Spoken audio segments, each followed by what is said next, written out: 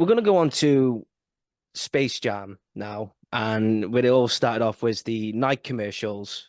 And I heard this story, you told it before, but I'd love for you if you're up for it to say it again, tell about it again, which was apparently that Michael Jordan, obviously Nike, Michael Jordan, there was a commercial, and apparently before you were going to start doing the projects of the commercials, you caught laryngitis, if I'm right in saying so. Would you So what happened can was, yeah, I got I again I auditioned for it. I booked the first Hair Jordan.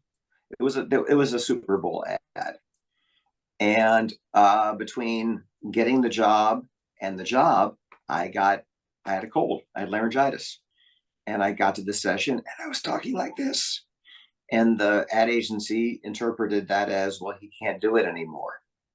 So they held auditions again. And I said to my agent, so what do we do? And she goes, you're going to audition again. I said, yeah, but don't they already think I suck? And she said, no, we're going to have you audition under a fake name, under an assumed name, and see what happens. And I got it. So, if Joe Schmo was auditioning for that, I walked into the voiceover session. And that's when I said, guys, I just auditioned under a fake name.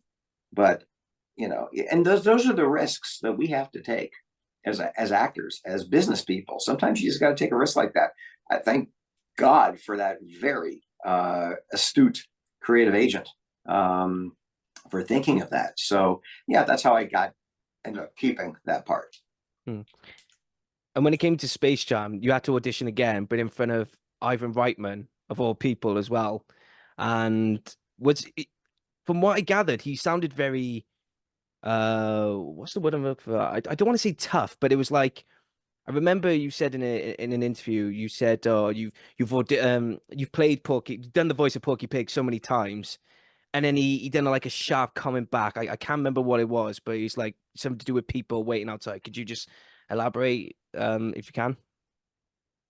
Well, what happened was the casting director, I don't remember his name, just before I was walking in, and there were dozens of actors reading for all these characters in the lobby of this studio. The casting director said, "How many times have you played Porky Pig?" I said, "A lot." And he goes, "Well, I want Ivan to know you've played this character, but can you give me numbers?" I said, "No, I can't give you numbers because there's games, there's commercials, there's episodes of cartoons. I mean," I said, "Dozens of times?" And he goes, "Okay, when you walk in, say, tell Ivan that you've played this character dozens of times." And when I walked in, I said, "Mr. Reitman, I've been asked to tell you I've played this character dozens of times." And without looking up at me, he was reading some piece of paper. He very curtly, if that's a word, curtly Yeah, said, but yeah. well, since there's a lobby full of actors trying to take the job away from you, that's kind of irrelevant information, isn't it? And I was like, okay, this is going to go great.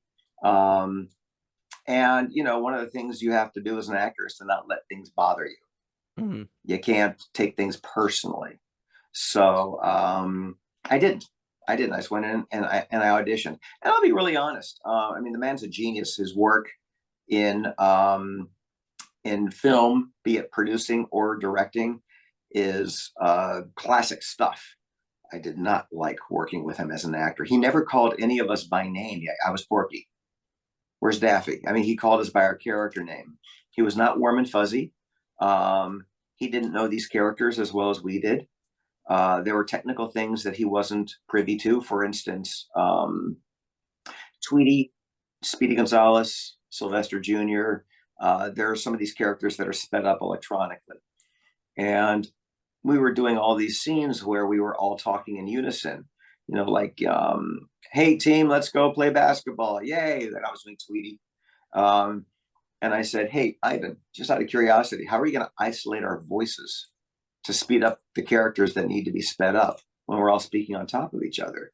And he points to the engineer in the booth and he goes, "Oh, they know how to do that." And the engineer pushes the talk back button and says, "No, we don't." And we had to do a lot of scenes over again. And Billy West says to me, "You schmuck, you should have waited till we shot this for another 6 months. We'd have 6 months worth to redo, because if you have to redo it, they have to pay for it." So I mean, Billy was joking, but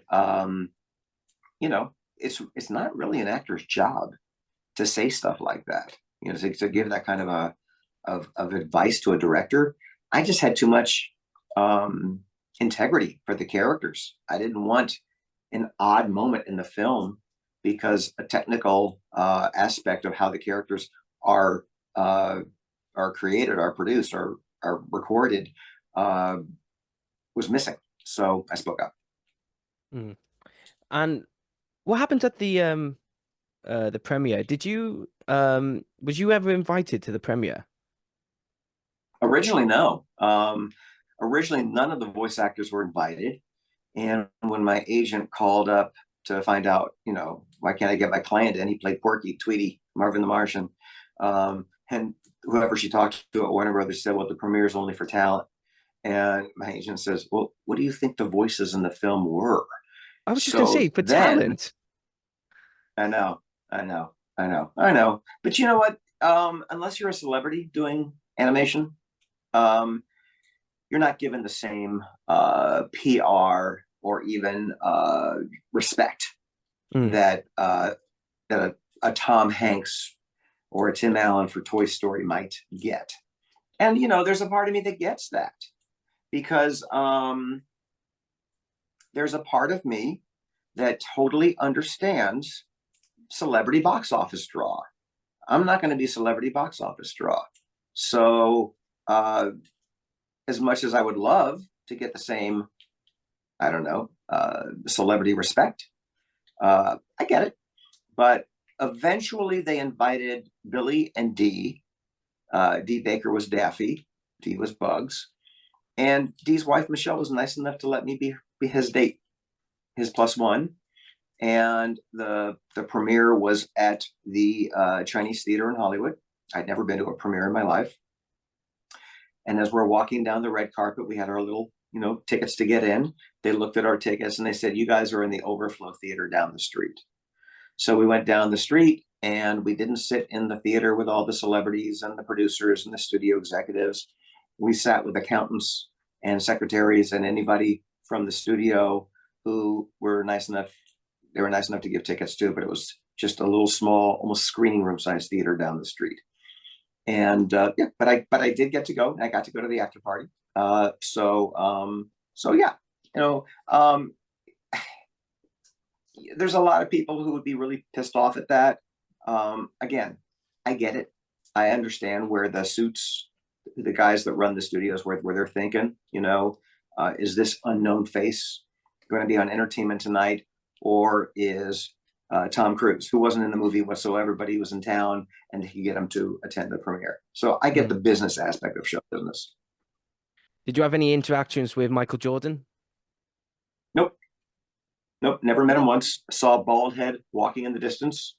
I was like, ooh, that's Michael Jordan. And I went running up to try to meet him, and his guards wouldn't let me wouldn't let me talk to him. And I said, look, I'm Porky Pig in the movie. There's Marvin the Martian in the movie. There's Tweety in the movie. And the big giant bodyguard said, I don't care if you're Mickey Mouse, you're not meeting Michael. Okay. So I didn't meet Michael.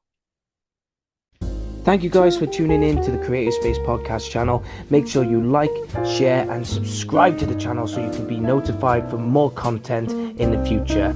Thank you once again.